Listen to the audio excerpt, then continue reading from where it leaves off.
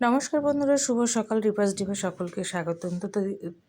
তোমরা সবাই কেমন আছো? আমি শীতের মধ্যে একদম বেহাল অবস্থা আমার, ঠান্ডায়। তো তোমাদের কেমন অবস্থা জানিও।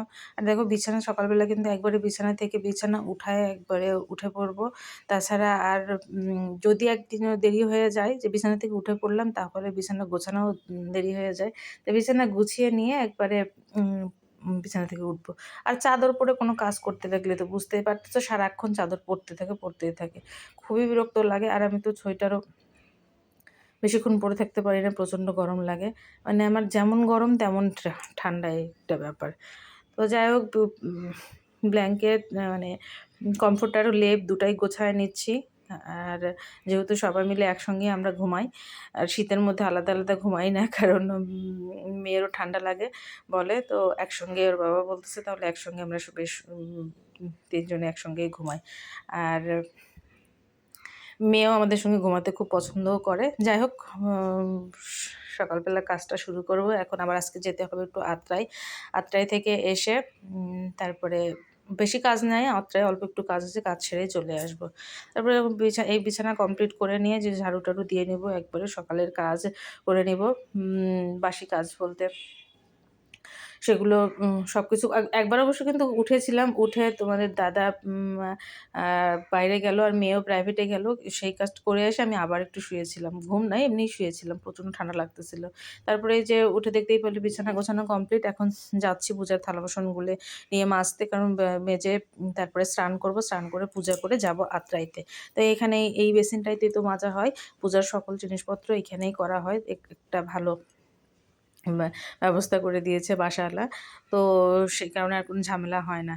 যাই হোক, এখন পূজা টুজা কমপ্লিট করে নিয়ে খাওয়া দাওয়া করে নিয়ে মেয়েও চলে আসছে, মেয়েকে রেখে এখন গেলাম আমরা আত্রাইতে বের হচ্ছি। তো এই যে দেখতে পেলে পুরো চাদর টাদর পেঁচায় নিয়ে, প্রচণ্ড ঠান্ডা।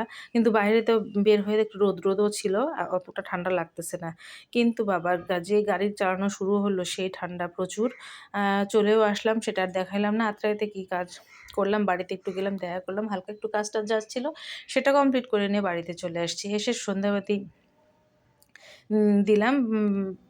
আর মেয়েও বলল যে আজকে একটু ধূপ দিলাম। মেয়ে বের হয়ে এসে অবাক হয়ে গেল যে এত ধোঁয়া ধোঁয়া কেন। কারণ কেমন যেন একটু গন্ধ গন্ধ লাগতেছিল, আর ধূপের ধোঁয়া বেশ ভালোই লাগে। অনেকদিন পর আজকে একটু ধূপ দিলাম। এই বাসায় আসার পর ধূপ দেওয়াই হয় না, মানে নগাদে আসার পর তো ধূপ দেওয়াই হচ্ছিল না। তো ধূপবতী হলো কিছুদিন আগেই কিনেছি, তো সেই নিয়েই এখন এই তো অবস্থা। তো রাত্রে একটু খাওয়া দাওয়ার ব্যবস্থা করে নিব।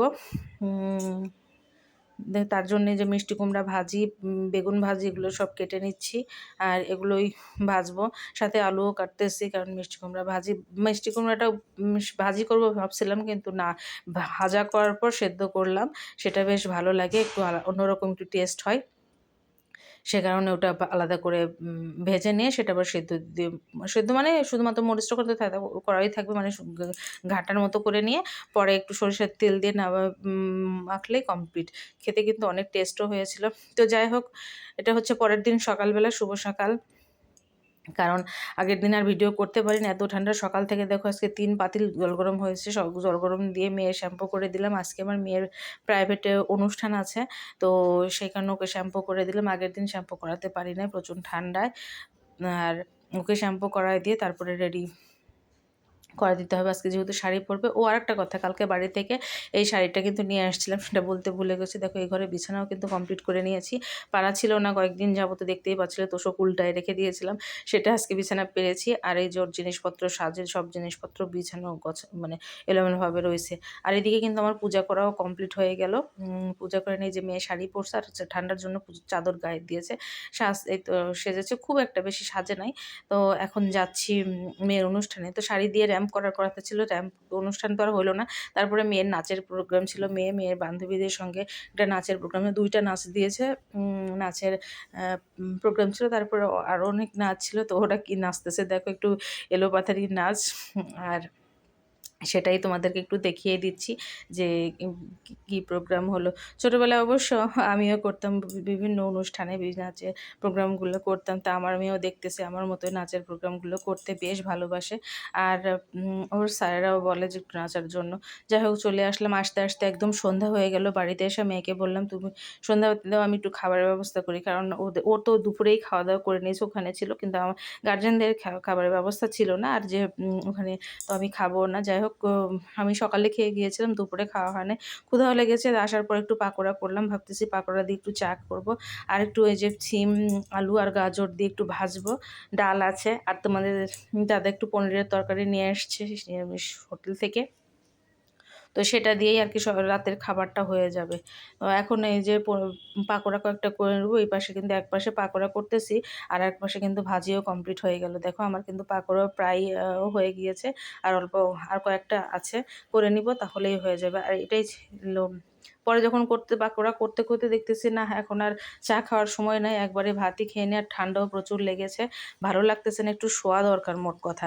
যাই হোক সামান্য একটু খাওয়া-দাওয়া করলাম। পাকোড়া তো ভাজলাম, ভেজে কয়েকটা এমনিই খাইলাম। খাওয়া-দাওয়ার পরে এবার ভাত খাবো। আ পাকোড়া খেয়ে পেট ভরে গেছে প্রায় একদম আর ভাত খাওয়াই যাচ্ছিল না। সামান্য একটু নিলাম, যেহেতু সারাদিন খাওয়া হয় নাই। আবার গ্যাস হয়ে যাবে, সে কারণে মেয়ে একটু আর আমি একটু দুজনে মিলে ভাত নিয়ে নিলাম। নিয়ে মনে হচ্ছে ভাত নিয়েই ভাত যেন বেশি হয়ে গেছে, এরকম একটা পরিস্থিতি। খুবই খারাপ লাগতেছিল। আর এই তো দেখো আমার পাকোড়াগুলো কিন্তু রেডিও করে নিলাম একটু সস দিয়ে খাওয়ার জন্য। দেখো কতগুলো পাকোড়া, আর অতগুলো খেতে পারি নাই। এতগুলো কি খাওয়া যায়? তো তোমাদের দাদার জন্য রাখলাম। ও তো তেমন খেতে পছন্দ করে না। মানে কোনো কিছুই সে তার মন মর্জি মতো হয় না। যাই হোক দেখো আবার দুজনের জন্য মা-মেয়ের জন্য খাবার রেডি করে নিলাম। তো এই তো ছিল বন্ধুরা সারাদিনের ভিডিওটা। ভিডিওটা ভালো লাগলে অবশ্যই একটা লাইক কমেন্ট করে দিও। আর ভিডিওতে নতুনত্ব কী করব সেটাই একটু ভাবতেছি। আর এই কারণে হয়তোবা ভিউ হচ্ছে না আমার। অনেক প্রবলেমও রয়েছে। তো কী প্রবলেম করলে মানে কী করলে জিনিসগুলো ভালো হবে অবশ্যই একটু কমেন্ট করে জানিও যে কেন আমার ভিডিওতে ভিউ হচ্ছে না, আর ঠিকমতো দিতে পারতেছি না কিনা এইসব ব্যাপারে। তো ঠিক আছে বন্ধুরা, সকল সুস্থ থাকো, নতুন বন্ধুদের